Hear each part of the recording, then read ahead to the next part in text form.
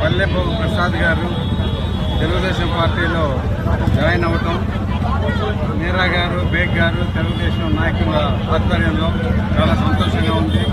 నేను ప్రసాద్ గారి ఫాలోయింగ్ చూస్తూ ఉంటే ఆయన ఇందాక అన్నారు, వైఎస్ఆర్సీపీ పార్టీ ఈ 49 డివిజన్లో ఫస్ట్ బద్దలు కొట్టపోతా ఉన్నవారు.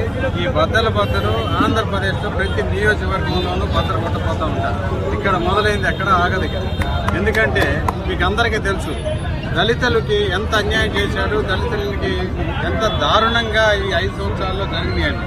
మీరందరూ ఓపిక పట్టుకొని దళితులందరూ కూడా కడుపులో ఉంచుకొని ఈ 5 సంవత్సరాలు జీవితాలు గడిపారు. అయితే ఇక్కడ మౌలిక సదుపాయాలు ఇందాక మీరా గారు చెప్పినట్లు చూస్తూ ఉంటే ఈ దుర్భర పరిస్థితి, బెజవాడ ఎప్పుడూ కూడా రాజకీయాలకి రాజధాని, అన్నిటికీ సినిమాలకి రాజధాని అన్నారు. కానీ ఇక్కడ జీవన ప్రమాణాలు చూస్తున్న